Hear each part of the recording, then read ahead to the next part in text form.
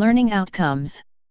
After studying this text, the learner should be able to elucidate the models of banking, expound on the rationale, objectives, and principles of regulation, discuss the particulars of banking prudential requirements. Introduction. The previous section covered risk in banking. The prudential requirements, capital, liquid assets, cash reserves, large exposures, etc., for banks are founded on risk. There are different models or styles of banking, and each has a particular risk profile. Where there is no de jure differentiation between banks with different risk profiles, the prudential requirements are the same. Where de jure differentiation exists, the prudential requirements differ. This section first covers the prudential requirements, but this section is preceded by a discussion on the rationale, objectives, and principles of regulation. This in turn is preceded by the banking models. Thus, this section is arranged as follows. Bank models.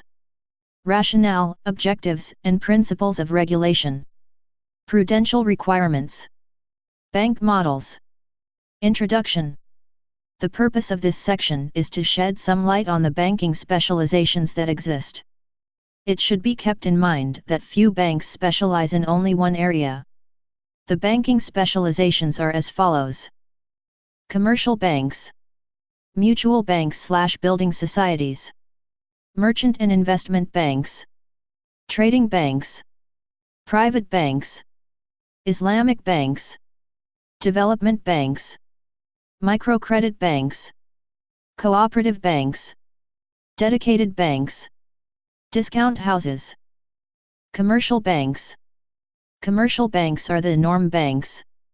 The name originates in the group of banks that were members of the clearinghouse system, i.e. the banks which brought into being the payments system, and organized interbank payments amongst them, via the central bank, which is part of the payments system. They were also the only banks that offered current/check account banking. This group endures to this day, although check payments are being replaced by EFTs, such as internet banking. It must be added that banks which are not members of the clearing system are also able to offer EFTs. Commercial banks are also called high street banks. They are the banks that provide all services the public associates with banking, such as ATM withdrawals/deposits, checks/current and accounts, other deposit accounts, overdraft facilities, mortgage advances, leasing, installment credit advances, and so on. Examples are HSBC, Barclays, Royal Bank of Scotland, UBS. The products of these banks are confusing to the public.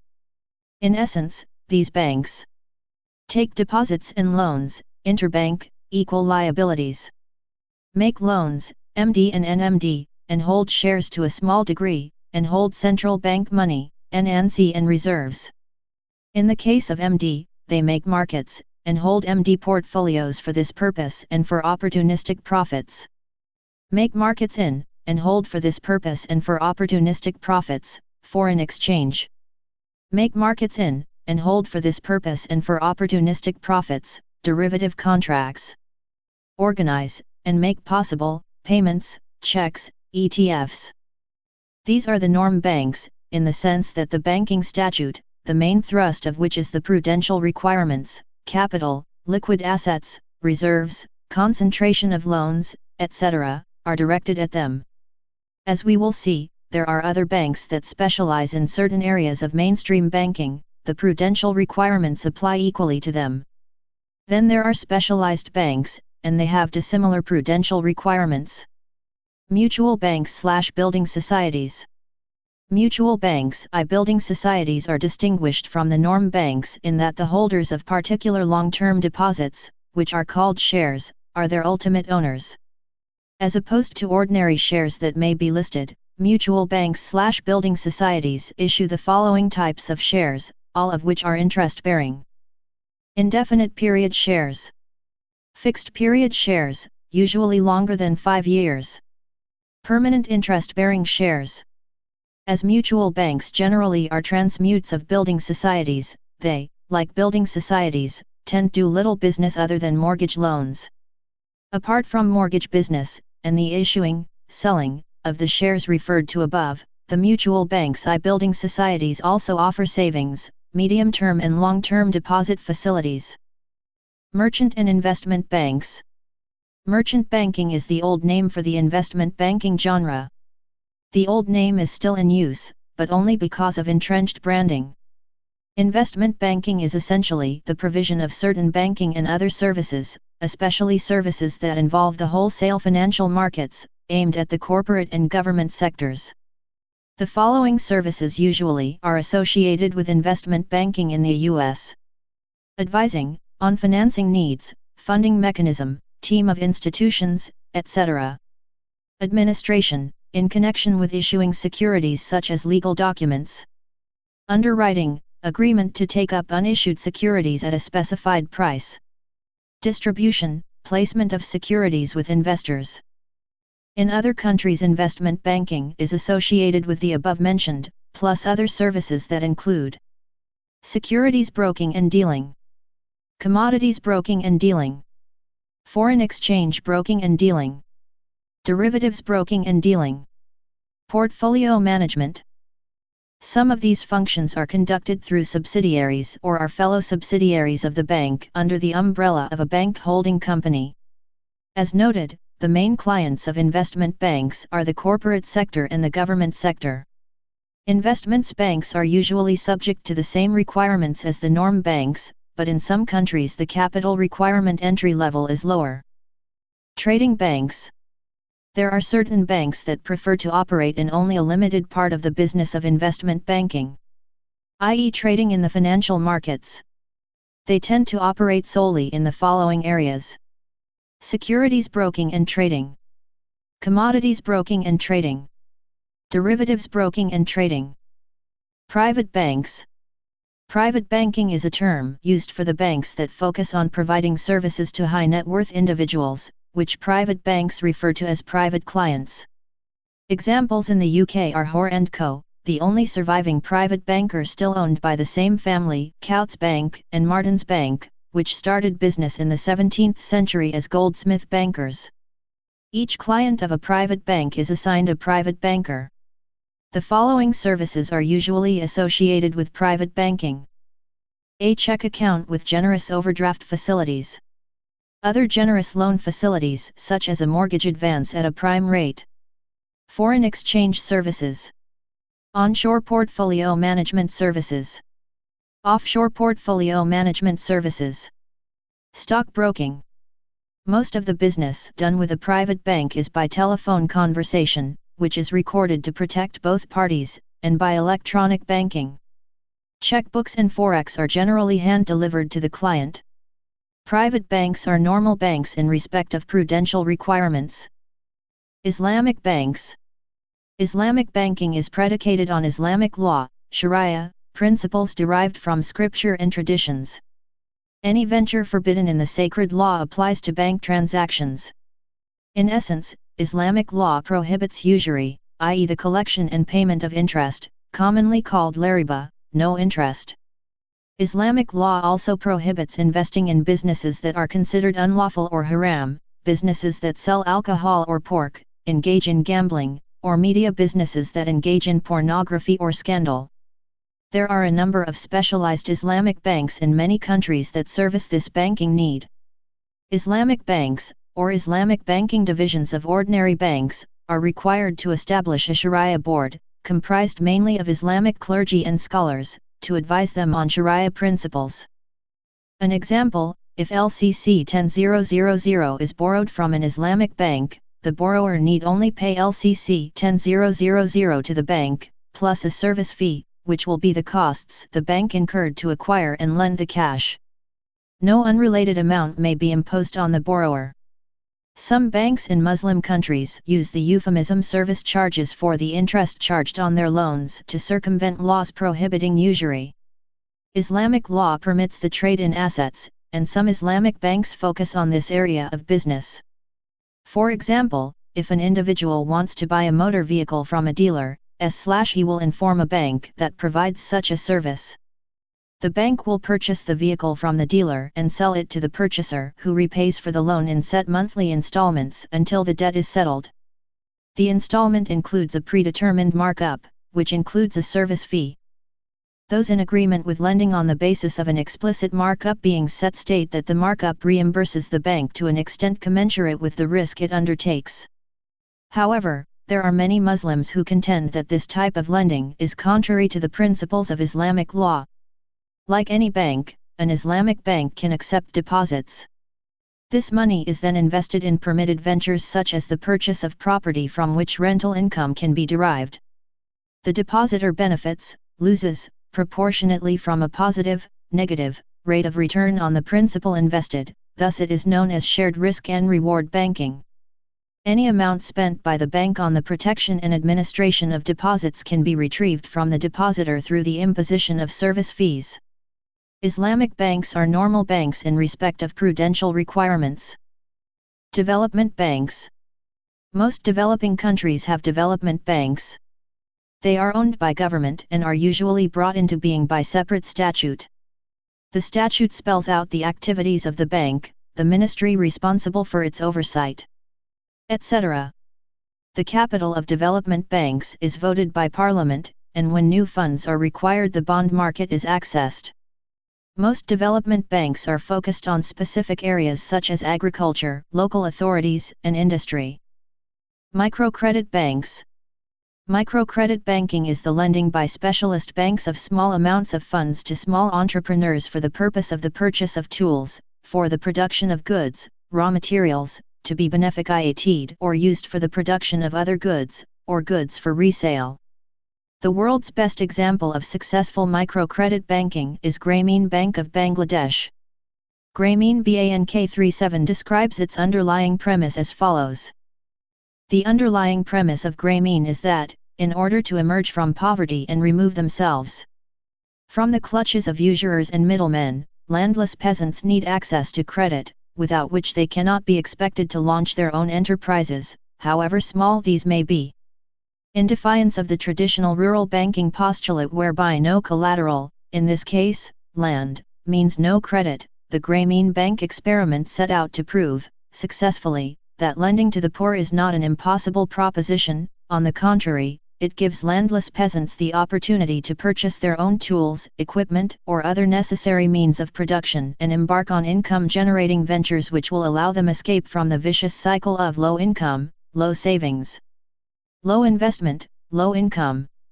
In other words, the banker's confidence rests upon the will and capacity of the borrowers to succeed in their undertakings. Grameen Bank describes its mode of operation as follows. A bank branch is set up with a branch manager and a number of center managers and covers an area of about 15 to 22 villages. The manager and the workers start by visiting villages to familiarize themselves with the local milieu in which they will be operating and identify the prospective clientele, as well as explain the purpose, the functions, and the mode of operation of the bank to the local population.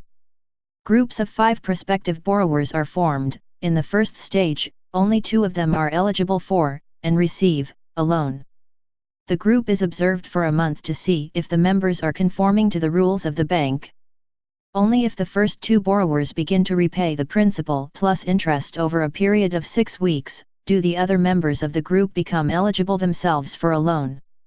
Because of these restrictions, there is substantial group pressure to keep individual records clear.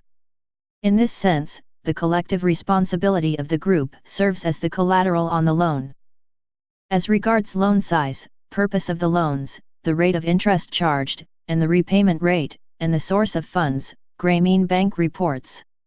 Loans are small, but sufficient to finance the micro-enterprises undertaken by borrowers: rice husking, machine repairing, purchase of rickshaws, buying of milk cows, goats, cloth, pottery, etc. The interest rate on all loans is 16%. The repayment rate on loans is currently 95%, due to group pressure and self-interest, as well as the motivation of borrowers. As these banks are usually agencies of government departments, their capital is provided by the relevant department. In cases where the bank is formed under its own statute, the capital is voted by Parliament, and when new funds are required the bond market is accessed. In some cases, these banks take deposits. Cooperative banks. In some developing countries there exists a bank-type institution, the Village Financial Service Cooperative. It goes by another name, Rural Bank, in other countries. As the name suggests, these banks are geographic specific, and small-scale, financial services intermediaries. They are usually member-owned and controlled cooperatives that provide basic financial services, mainly savings, loans, and funds transmission, to members in rural areas not serviced by the mainstream banks. Another type of cooperative bank is the Savings and Credit Cooperative, SACCO. SACCOs are also known as credit unions in some countries. In a nutshell, they are owned and governed by members who have the same common bond, working for the same employer, belonging to the same church, social fraternity, or living/working in the same community. They are not-for-profit organizations, but maintain high prudential standards set down by the World Council of Credit Unions, WOCCU. In some countries, the cooperative-type banks are formalized under a statute, such as the Cooperative Banks Act in South Africa. In South Africa, there are two types of formalized cooperative banks: savings cooperative banks and savings and loans cooperative banks. The prudential requirements for these banks are the same as for mainstream banks, but the entry-level capital requirement is substantially lower. Dedicated banks. Dedicated banking is a new banking genre, not yet tested in the world but considered in regulation circles, and includes two types of banking intermediaries. Core banks. Narrow banks.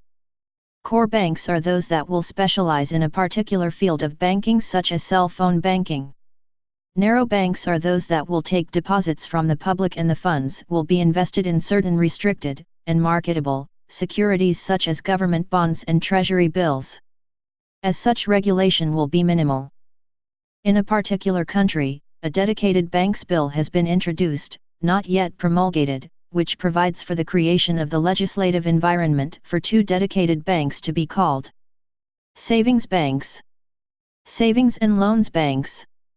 The bill states that a savings bank may accept deposits from the general public, make payments on behalf of a client thereof, provided the client has a credit balance in an account with the bank that is sufficient to cover such payments, provide trust or custody services to clients, open a savings account on behalf of a depositor into which the depositor may deposit money and from which the depositor may withdraw or transfer money. The bill also states that the savings bank may only invest money deposited with it in liquid assets, treasury bills and short-term government bonds in the main. As regards the savings and loans banks, the bill states that they may conduct the business of a savings bank, and may make loans to individuals and businesses under certain conditions, including concentration and terms of loans. Discount houses. Discount houses had their genesis in the UK in the 18th century as bill brokers, in trade bills, which later became bankers' acceptances, and treasury bills. They later took on call deposits from banks to fund holdings of these assets and made markets in them. They emerged in developing countries, first in South Africa in 1961, next Rhodesia/Zimbabwe, Malawi, Zambia, etc., with unsophisticated financial systems where the banks were enjoying wide margins, which constrained economic development. This situation is usually of concern to governments and to central banks for a number of reasons. It reflects an uncompetitive banking environment. In fact, banks favor inefficient markets because of the opportunities for profit. There is no, or limited, secondary market in securities. Both these inhibit the implementation of monetary policy, discount rate cannot be effectively applied, and open market operations are difficult to implement. Funding by government is not easy, and this is reflected in rates that are higher than otherwise would be the case. Capital for the productive sector is expensive. Foreign investment is not forthcoming. Thus, discount houses were actively encouraged in the 20th century to assist in the development of developing countries' financial systems. The essence of a discount house is as follows. A discount house is registered as a banking institution. Banks and discount houses are regarded as banking institutions. The Registrar of Banks and the Central Bank, which requires of them to submit a statement of assets and liabilities on a daily basis, regulate the discount houses. Their liabilities are limited to call money from the banks, and certain government departments, and their assets are pledged as collateral for the money. This differs in countries. The assets of the discount houses are categorized in terms of term to maturity and limits placed on these categories and subcategories. For example, there would be no limit on liquid assets, and a 10% limit on securities of longer than 3 years. Within the 90% category, there may also be a limit on the holding of bankers' acceptances. The discount houses earn a margin between the rate paid for call money from banks and the rates earned on securities held in portfolio. The discount houses actively trade their portfolios and act as market makers in these securities, i.e., quote firm buying rates for securities offered and securities in portfolio which are in demand. In this way they make trading profits. The discount houses are instrumental in assisting the creation of instruments other than treasury bills. Examples are bankers' acceptances, commercial paper, repurchase agreements, and NCDs. Discount houses usually have unique prudential requirements. No cash reserve requirement, motivation being that they do not create credit, they merely hold and trade in credit instruments already issued. A reasonable level of borrowings in relation to its capital and reserves. In South Africa it was, call money plus borrowings, capital and reserves, or equal to 50. Limits on non-liquid assets, for example, 80% short-term liquid asset paper and 20% long-term paper, government bonds and other non-liquid assets. This requirement essentially is a liquid asset requirement. An interesting aspect of discount houses is that they, in the process of creating markets and building the financial system, bring about their own demise over time. Because they shrink bank margins, they shrink their own, and are obliged, in order to survive, to intrude on normal banking business. This does not enthrall the banks, making them complain bitterly to the authorities, and eventually the authorities encourage the discount houses to transmute into banks. This happened or is happening in most of the countries that has these unique institutions. Rationale, objectives and principles of regulation. Introduction. There are 4 elements to regulation. Institution of rules of conduct, or rules for operation. Monitoring, observance of whether the rules instituted are obeyed. Supervision, observance of the behavior of participants. Enforcement, ensuring that the rules are adhered to. Regulation has a profound effect on the operation of the financial markets and its development, and it has to be adjusted frequently as developments in the financial sector take place, i.e., it must be efficient.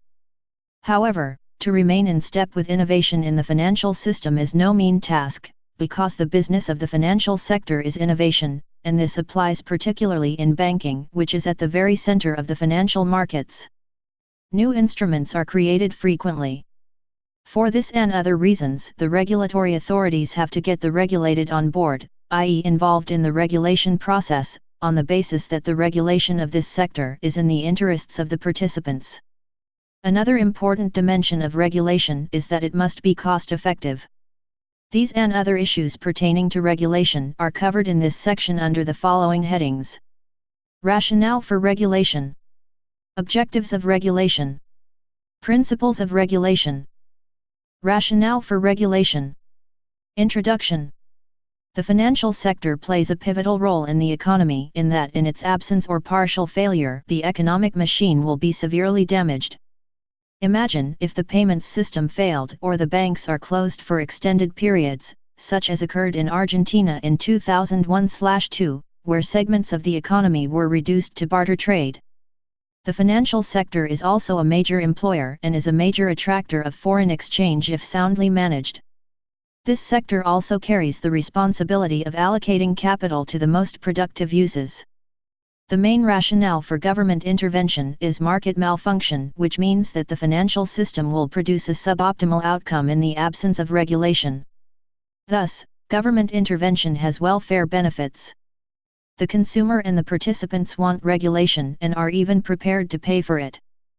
The rationale for regulation amounts to why regulation is necessary. There are a number of reasons. Systemic malfunction. Market imperfections. The moral hazard problem. Economies of scale.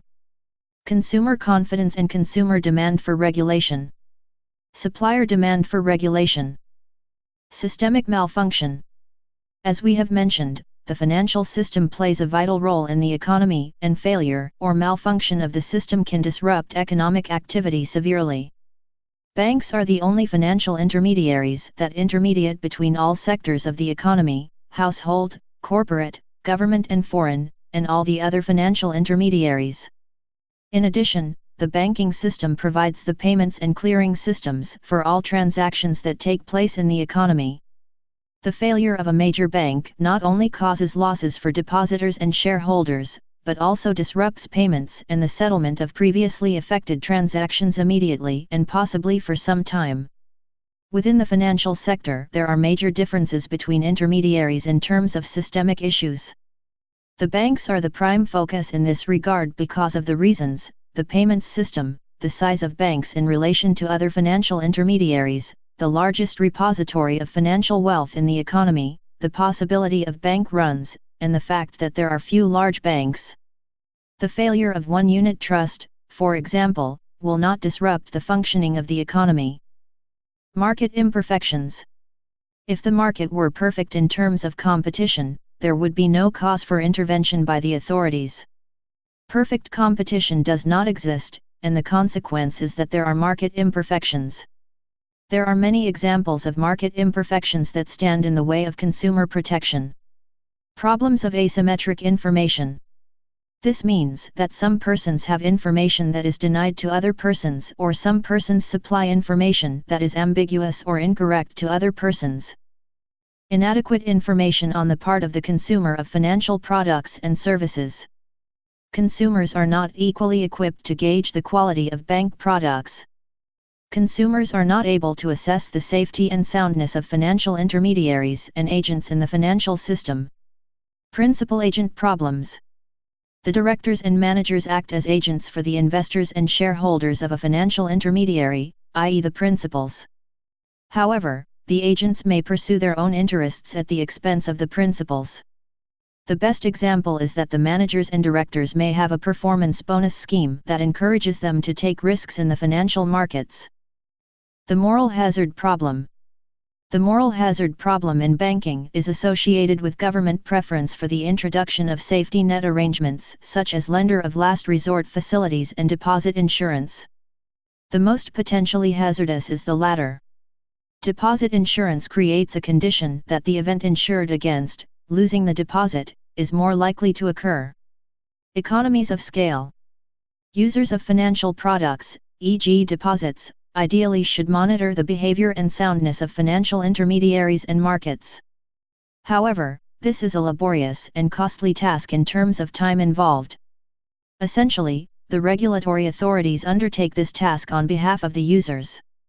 Rating agencies also play a role in this regard, but the cost of the reports of the rating agency is expensive for the proverbial man in the street. Consumer confidence and consumer demand for regulation. The role of regulation is also to set minimum standards for products in order that consumers gain confidence in the system. The mere existence of inferior products may tarnish the good products. Consumer demand for regulation is rational for the following reasons. Lower transactions costs. Consumers have a lack of information, and even if they had information, they lack the ability to use the information. Consumers require a degree of assurance in their transactions with financial intermediaries.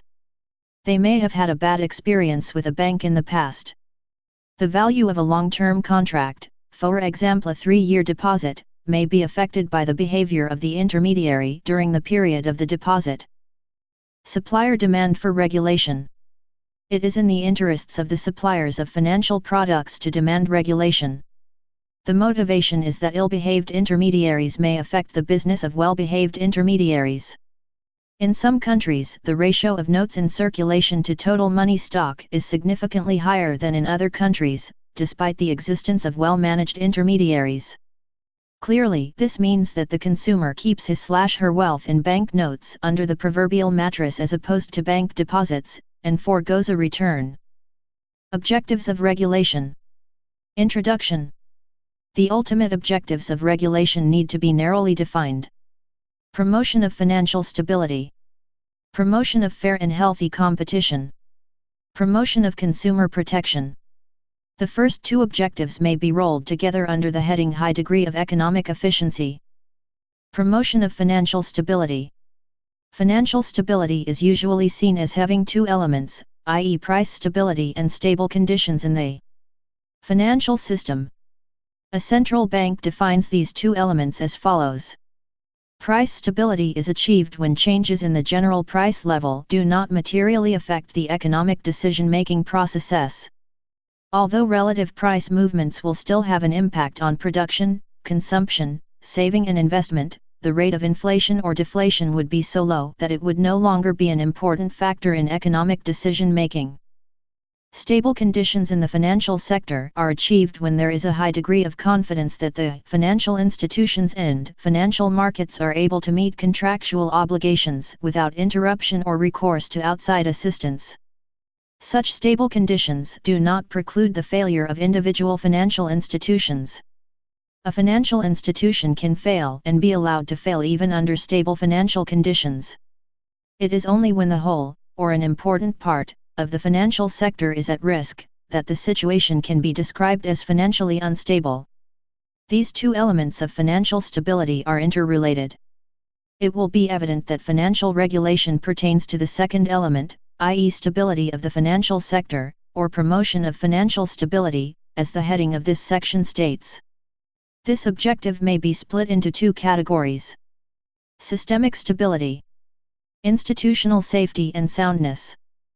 Systemic stability means that the financial system is not compromised in any way, i.e. that the financial system is not subjected to shocks caused by the participants themselves through reckless trading, poor market infrastructure and inefficient clearing and settlement systems, lack of market liquidity, inefficient payments system and ineffective security delivery system. The latter is also called delivery versus payment.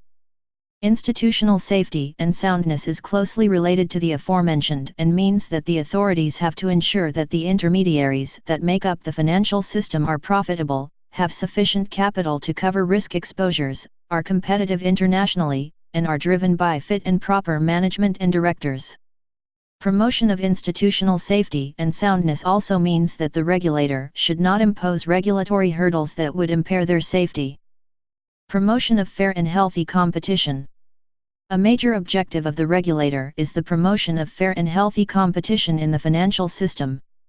This ensures competitiveness internationally, and fair pricing for the consumers of financial products. Healthy competition and fair pricing also aids in the efficient allocation of financial capital. Another important dimension here is the effectiveness of monetary policy.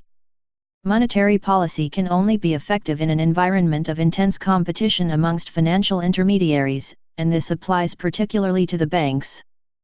Promotion of consumer protection. A crucial objective of the regulator is to protect the consumer against the failure of intermediaries and against fraud.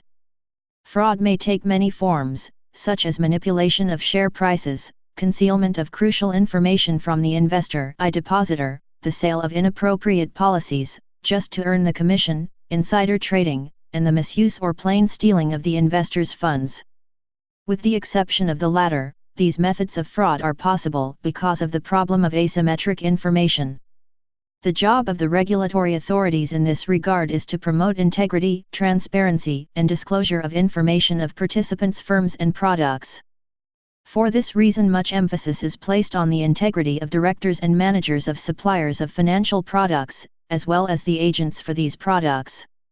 Proper education of the suppliers and consumers is part of the job of the regulator.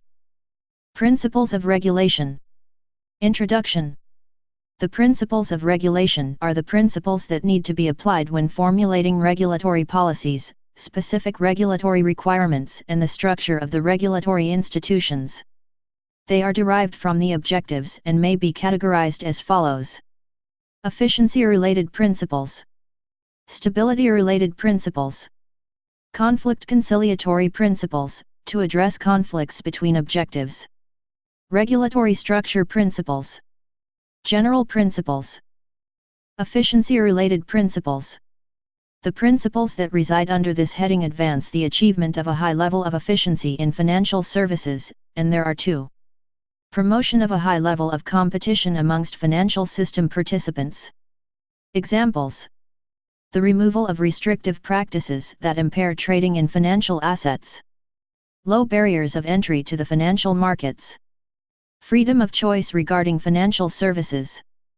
Creating competitive neutrality between existing and potential supplies of financial services, level playing field. Stability-related principles. Stability-related principles are those that contribute to the promotion of stability in the financial system and the safety of financial intermediaries and institutions. They are incentives for the prudent assessment and management of risk. This requires the imposition of minimum prudential standards to be observed by participants, of which the capital requirement is the most important.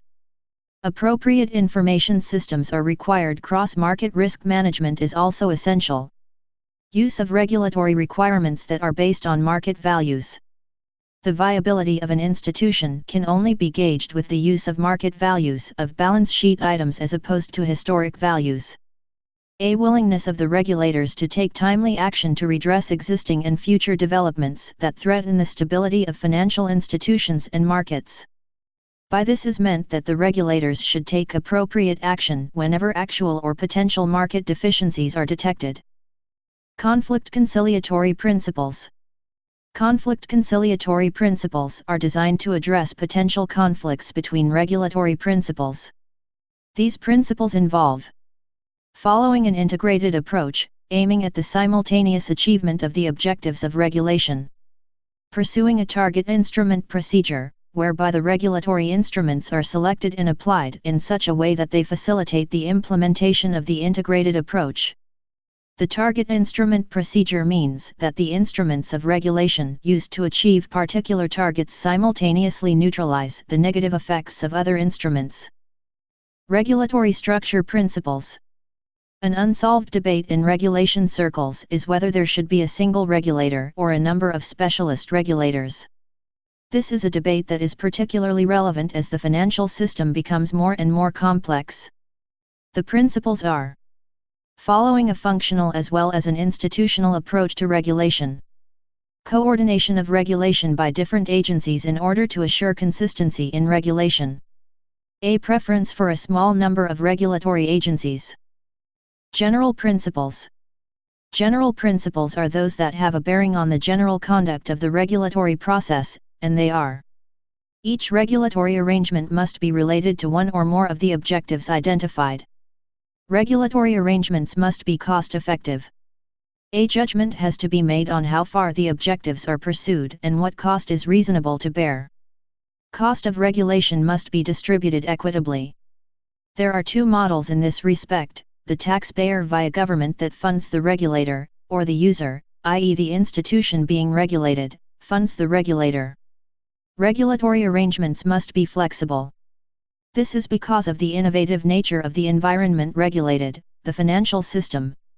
Regulatory arrangements should be practitioner-based, i.e. the regulated and the regulator must have a good relationship and the regulated must be involved in the process of regulation. Prudential requirements. Introduction. Of all financial industry legislation, banking legislation is the most multifaceted and wide-ranging. This is a reflection of the central role played by banks in the financial system, and the inventiveness of bankers, given their need to stay ahead of competitors. Consequently, the regulators have difficulty in staying ahead of developments, i.e. they tend to be a hop and a skip behind their private sector banking counterparts. In the past it was fashionable to say that banking legislation is primarily aimed at the protection of the depositor, and specifically the small proverbial man in the street who does not have the skills to protect himself/herself from the odd unscrupulous banker. Nowadays, this is seen as a narrow focus. Banking legislation worldwide is focused increasingly on the integrity of the financial system, i.e. financial stability, discussed earlier. The U.S. subprime banking crisis, which had international repercussions, showed how interconnected the financial systems of the world are, and therefore the importance of international financial stability. This crisis is not the first one, it follows many others, such as the Japanese bank crisis, the Asian crisis, and so on.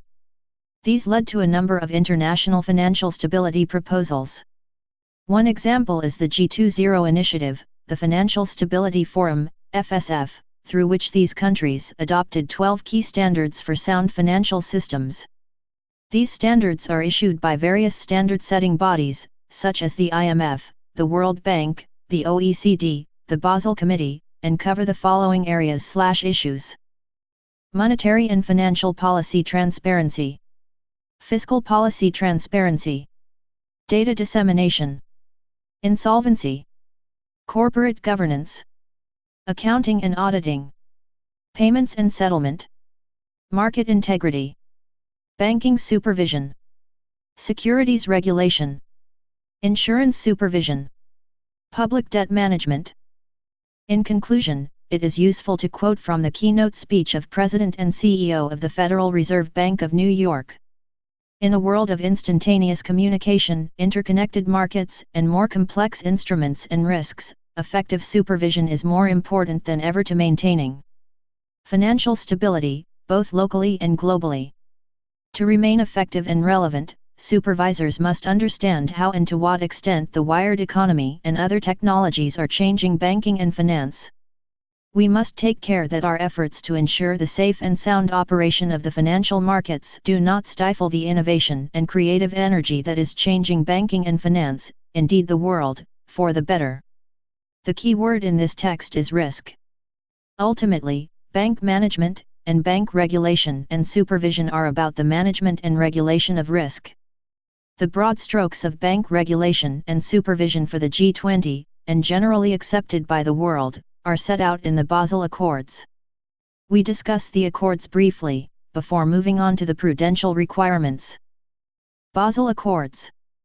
The term Basel Accords, German spelling, also referred to as the BASI Accords, British spelling, refers to the Banking Regulation/Supervision Accords of the Basel Committee on Banking Supervision, BCBS. The BCBS is situated at the Bank of International Settlements, BIS, in Basel, Switzerland.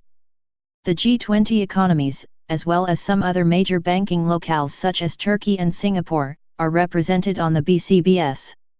Essentially, the accords are recommendations on banking laws and regulations, and there are three: Basel I, Basel II and Basel III, in progress. The BCBS, as an informal forum of countries, creates broad supervisory standards/guidelines/statements of best practice in banking, in the expectation that member and other countries' supervisory authorities will implement them.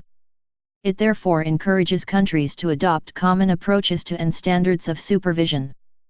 Basel I was published by the BCBS, then populated by the G10 countries' banking supervision representatives, in 1988 and enforced in 1992.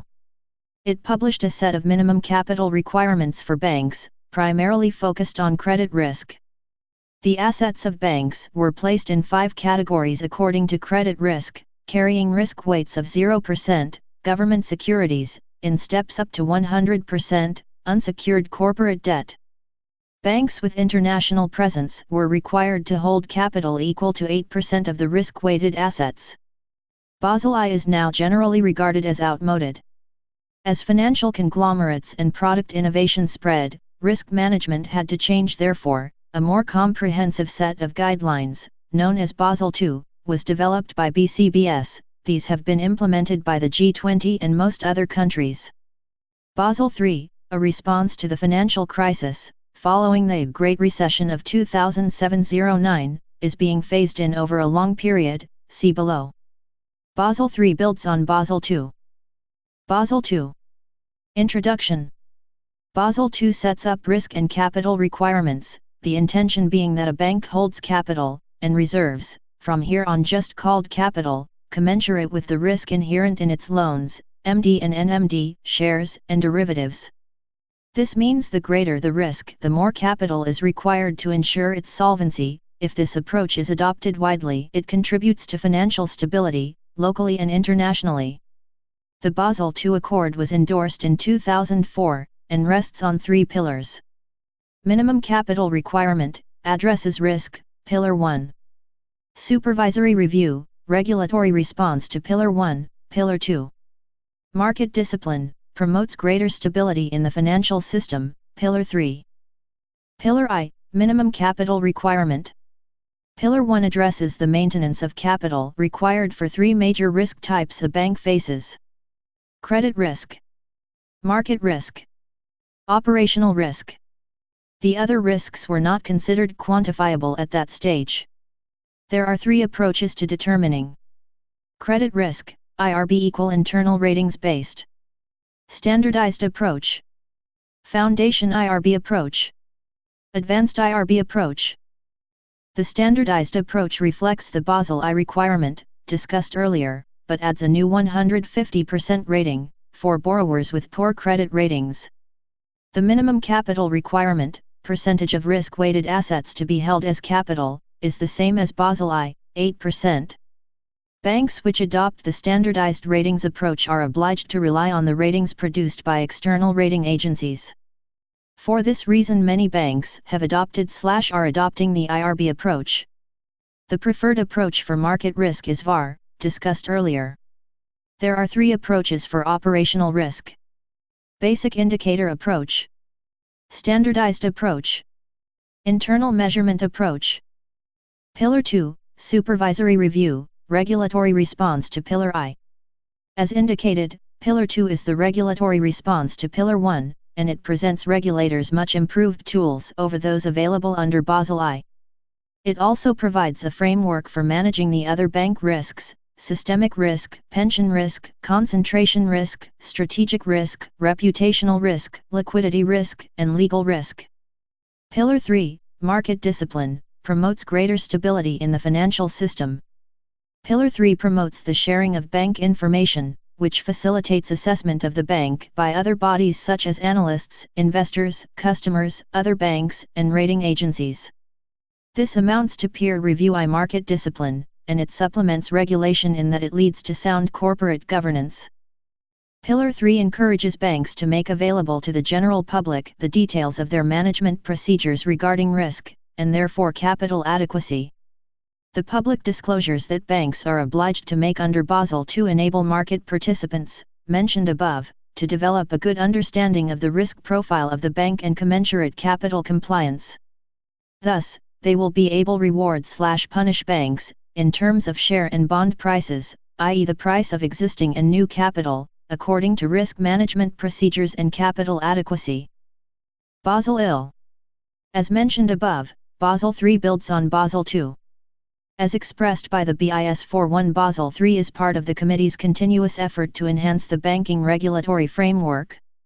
It is a comprehensive set of reform measures, to strengthen the regulation, supervision, and risk management of the banking sector. These measures aim to improve the banking sector's ability to absorb shocks arising from financial and economic stress, whatever the source. Improve risk management and governance. Strengthen banks' transparency and disclosures. The reforms target bank-level, or microprudential, regulation, which will help raise the resilience of individual banking institutions to periods of stress. Macroprudential, system-wide risks that can build up across the banking sector, as well as the procyclical amplification of these risks over time. These two approaches to supervision are complementary, as greater resilience at the individual bank level reduces the risk of system-wide shocks. A summary of the Basel III requirements is presented in Table 1, and the phase-in arrangements in Table 2.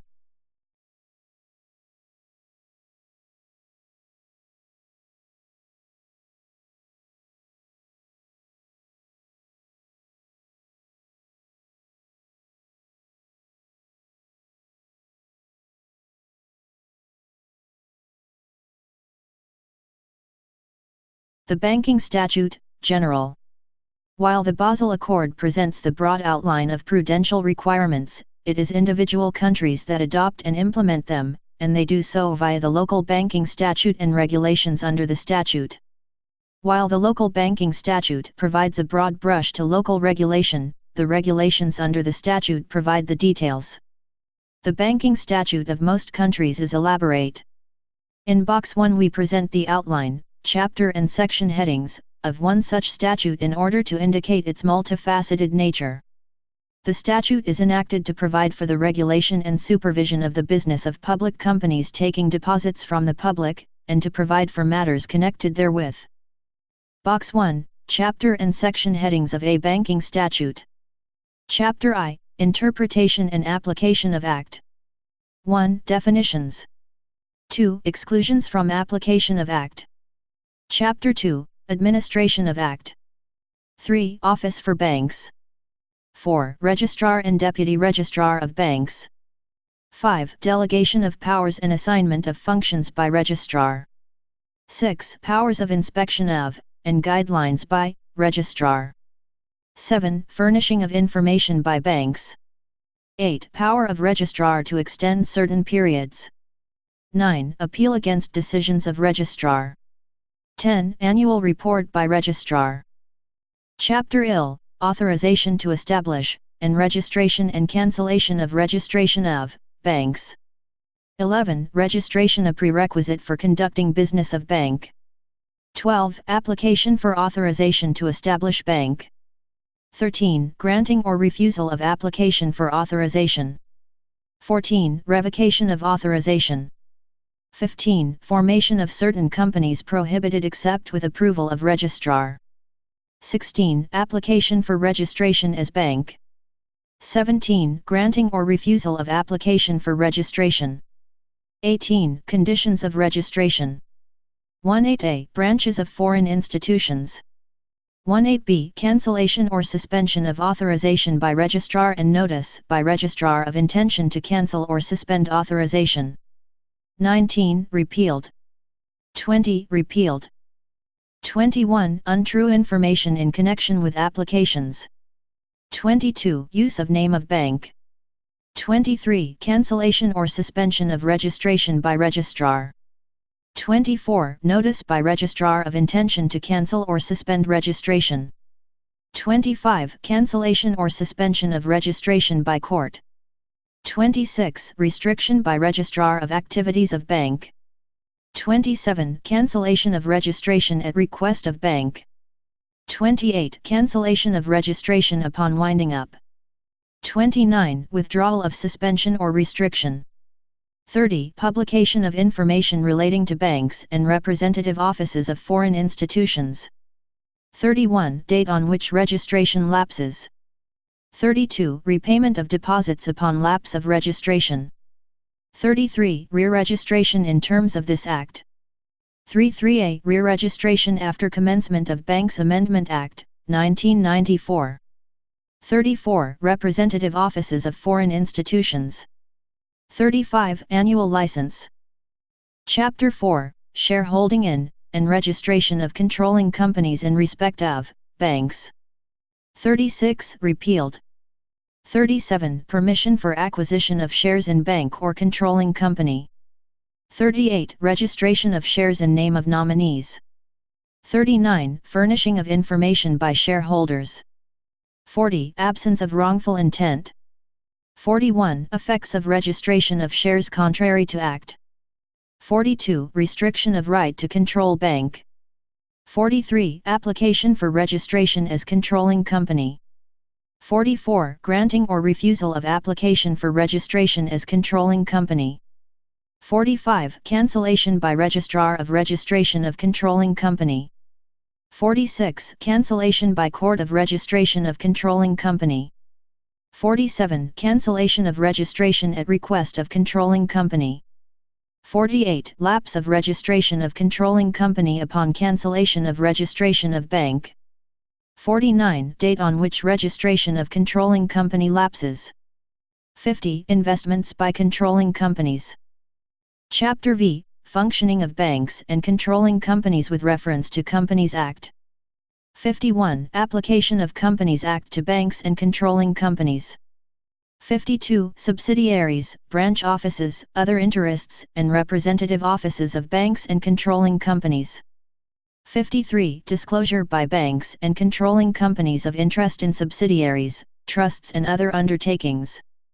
54. Compromises, amalgamations, arrangements and affected transactions. 55. Reconstruction within group of companies. 56. Alteration of Memorandum of Association or Articles of Association, and change of name. 57. Alteration of Memorandum of Association or Articles of Association in accordance with direction of Registrar. 58. Information regarding directors and officers. 59. Returns regarding shareholders. 60. Directors of bank or controlling company. 61. Appointment of auditor. 62. Appointment of auditor by registrar. 63. Functions of auditor in relation to registrar. 64. Audit committee. 65. Forwarding of certain notices, reports, returns and financial statements to registrar.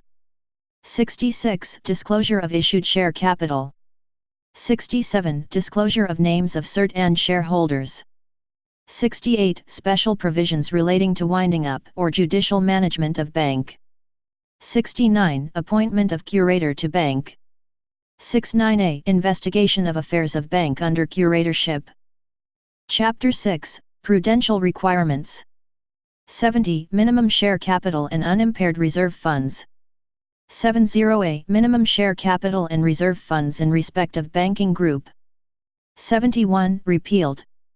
72. Minimum liquid assets. 73. Large exposures. 74. Failure or inability to comply with prudential requirements. 75. Returns. Chapter 7. Provisions relating to aspects of the conduct of the business of a bank. Restriction on investments in immovable property and shares, and on loans and advances to certain subsidiaries. Restriction on investments with, and loans and advances to, certain associates' undesirable practices. Shares, debentures, negotiable certificates of deposit and share warrants. Limitation on certain activities of banks. Chapter 8. Control of certain activities OFUNREGISTERED persons. Order prohibiting anticipated or actual contraventions of certain provisions of Act. Registrar's power to exact information from unregistered persons. Repayment of money unlawfully obtained. Management and control of repayment of money unlawfully obtained. Chapter 9. General provisions. Certification of returns and other documents, inspection, copies, and keeping of documents, minors and married women as depositors, limitation of liability. Furnishing of information by registrar, regulations. Offenses and penalties. Review of Act. Interpretation of certain references in existing laws and in other documents. Amendment of Section 3 of Act 61 of 1973, as amended by Section 106 of Act 82 of 1986. Repeal of laws, and savings. Short title: The Banking Statute, Prudential Requirements. Introduction. It goes without saying that the entire statute is devoted to the regulation and supervision of banks. However, only certain sections funnel in on risk management and ultimately on the solvency of banks. Of these, the most significant are the prudential requirements, which are: share capital and unimpaired reserve fund, liquid assets, large exposures, reserve requirement, returns, share capital and unimpaired reserve fund. The statute/regulations under the statute define what qualifies as primary, ordinary shares, etc., and secondary share capital and unimpaired reserve funds, and prescribe the minimum amount of share capital and unimpaired reserves to be held, which is related to the risk/S43 the bank is exposed to. Liquid assets. The statute lists the assets which rank as liquid assets, LA. In most countries they are: treasury bills, short-term government bonds, 3 years to maturity, central bank money, banknotes and coins, reserves with the central bank, bills of the central bank. The regulations under the statute prescribe a minimum amount of liquid assets to be held, which is a ratio of deposits/liabilities, for example 5%. The ratio resides in the regulations because it can be changed. Large exposures. The statute of most countries state that a bank shall not make investments with or grant loans or advances or other credit to any person, to an aggregate amount exceeding an amount representing a prescribed percentage of such bank's capital and reserves. The regulations under the statute then prescribe the ratio, for example 10%. Reserve requirement. In most countries, the banks are obliged to comply with a cash reserve requirement. Banks are required to maintain a certain minimum amount, for example 5% of deposits, in reserves, defined as bank deposits with the central bank. This requirement is related to liquidity risk, and some scholars see it as a monetary policy tool. Returns. Returns at first glance may not seem like a prudential requirement. However, it is a crucial prudential requirement, because the collection of the right information by the supervisor is vital to the supervision function, and ultimately to the regulatory function. The returns that the banks are obliged to complete and submit to the Registrar of Banks are formidable, and require sophisticated IT systems. The Banking Statute, OT-HER requirements associated with risk management. Other requirements of the Banking Statute associated with risk management include licensing of bank. The barriers to entry are high. The power of inspection of the Registrar of Banks. The statute determines that the Registrar has extensive powers of inspection, and may do so at any time. Furnishing of information by banks. Apart from the requirement to submit myriad detailed returns to the Registrar, this office has the power to request/demand any other information from banks. Only specific persons may be officers and directors of the banks. The statute is stringent in respect of the requirements, fit and proper and experience, of the persons who are directors and executive officers of banks. Also, the composition of the board of directors must be relevant to the nature of the bank's business. Fiduciary duties of non-executive directors. Directors are required to act in the best interests and for the benefit of the bank, its depositors, and its shareholders. Restriction of voting of executive directors. In most countries, the statute ensures that the executive directors may not enjoy the majority of the vote at board meetings. Special functions of the auditor and the audit committee. In many countries, a bank is obliged to appoint 2 auditors, and the auditors are required to furnish the registrar with any information they may have regarding irregularities and any matter that may endanger the continued existence of the bank.